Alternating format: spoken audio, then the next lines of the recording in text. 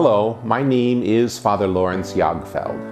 I am a Franciscan friar of the Sacred Heart Province, headquartered in St. Louis, Missouri.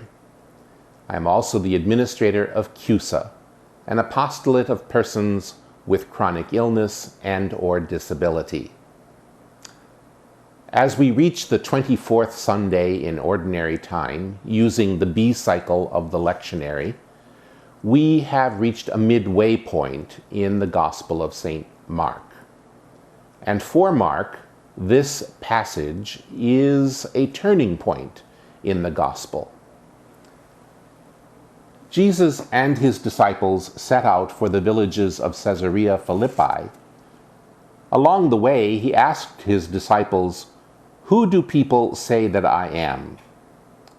They said in reply, "John the Baptist, others Elijah, still others one of the prophets." And he asked them, "But who do you say that I am?"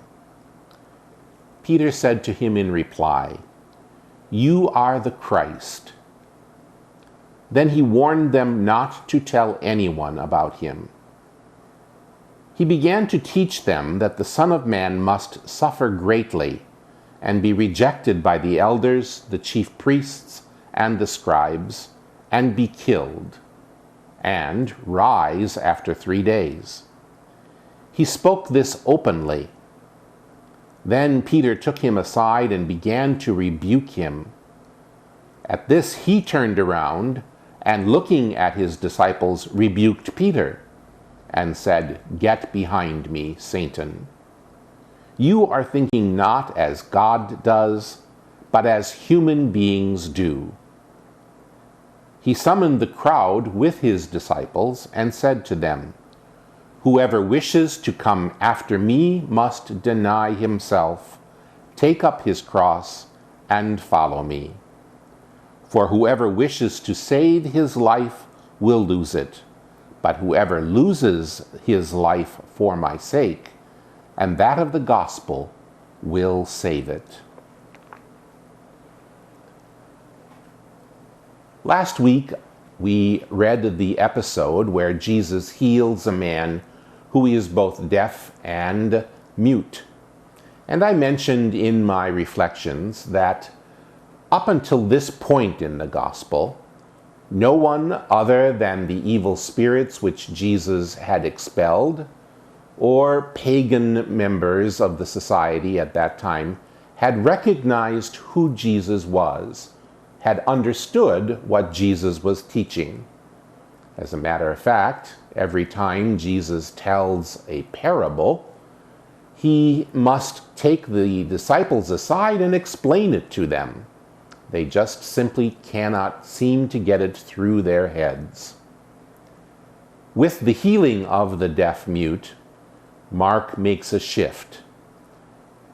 From this point on, people will begin to understand who Jesus is. They will hear his message, and they will be able to speak with confidence. They will be able to confess that Jesus is the Lord, that Jesus is the Christ. And the first of those people to do so is Peter in this episode, which is included in each of the synoptic gospels.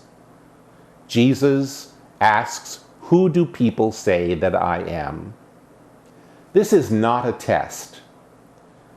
Westerners, people who live in our part of the world, we really don't care what other people think about us. We are individuals, and our way of thinking is almost sacrosanct. We take no guff from anyone.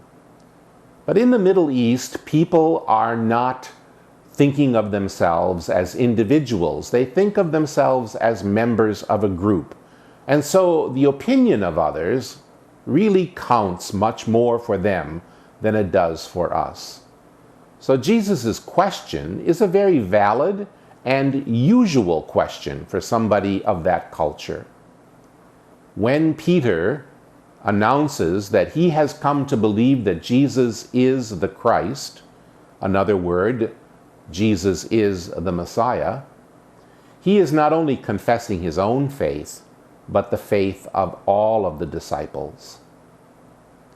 Jesus goes on to say what it means to be the Christ, what it means to be the Messiah, namely that he will suffer, die, and be raised again. And although Peter has gotten the right word, he has failed to understand what it means. Consequently, he rebukes Jesus. This certainly cannot happen.